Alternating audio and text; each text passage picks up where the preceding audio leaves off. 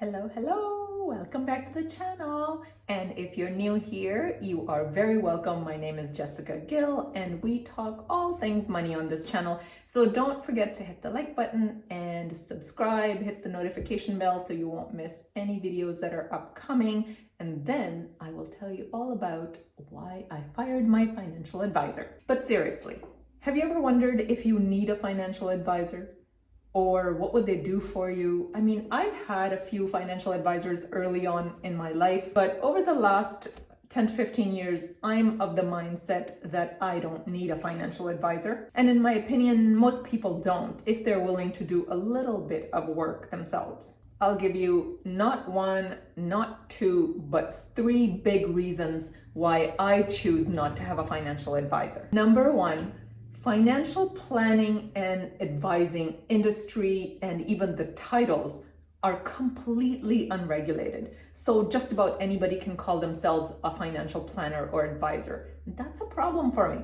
And this is true in Canada, in the US, and I'm sure in many countries where this industry is not regulated. And I don't want to sound like I'm anti-financial advisor. Just like any profession, I'm sure there are some amazing people doing amazing jobs and they're ethical and they really care about their clients. So I don't want to sound like I'm bashing financial advisors, but personally, I don't want one. I don't have one. And frankly, I think most people don't need one. I think exceptional financial planners or advisors are just that. They're an exception, not a rule. Reason number two, majority of the financial advisors are salespeople masquerading as financial advisors. They get paid by commission from the companies that they work for. Their success is not tied to your success.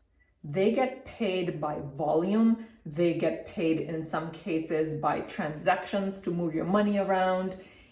Even in cases where keeping your money in one place, buy and hold, might be the strategy you need, but that is not the strategy to their success. They're compensated by selling their financial products. So that could be mutual funds, various types of mutual funds, various types of insurance products, and not for giving you sound financial advice. Some advisors are fee-based. That means they charge you fees anywhere from 1% to 2% on average to manage your assets. And those fees eat into your returns. Now remember, regardless of how your portfolio performs, regardless of how that financial advisor performs for you, they are going to get their fees regardless. They're going to get paid. You lose money, you make any returns, you don't make any returns, it doesn't matter. They are going to get their fees regardless. That brings me to my third and final point,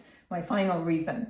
And that is financial advisors cannot, and they do not, for the most part, outperform the market. In fact, most actively managed funds continue to underperform the market. And you, my friend, continue to pay fees. Even if they outperform the market, which they don't, most of the times they don't. Even if they do outperform the market, by the time you pay the fees, you are right there below the market. There are so many fees that you pay for these actively managed funds, from MER, which is the management expense ratio, to, depending on the mutual funds, there may be these front load charges or deferred sales charges and all sorts of hidden charges. So by the time it's all said and done, you still underperform. You end up losing money because all of this has to be deducted from your returns. And financial advisors get paid regardless.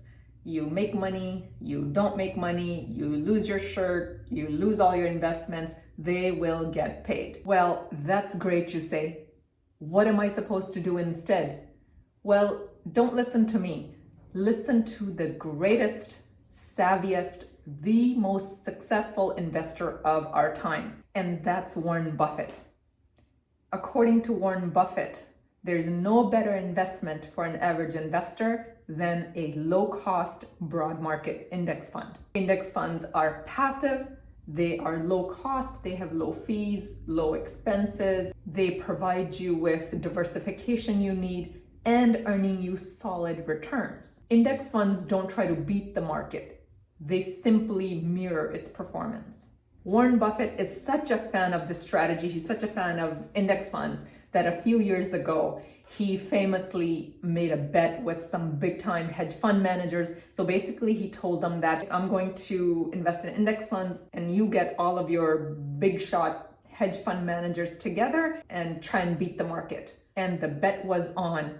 And guess who won? The fact that I'm telling you this story, Warren Buffett won. I'm going to link a little story up there. You can Google it and read all about it. Moral of the story is do your homework, read up, spend some time on it. The boring, passive, steady, well-diversified index fund strategy works. Don't fall for the hype and the excitement of the stock market or trying to buy and sell or go after some hot tip. Please don't do that. If you're looking for excitement, go take up an extreme sport or something. Don't do it with your money. Don't do it with your investments. Don't take my word for it. Do your own homework, do your research, spend some time on it. It's easier than you think. It's your money, regardless of how good or competent your financial advisor might be. Nobody's going to take care of your money like you would. It's your money, you earned it.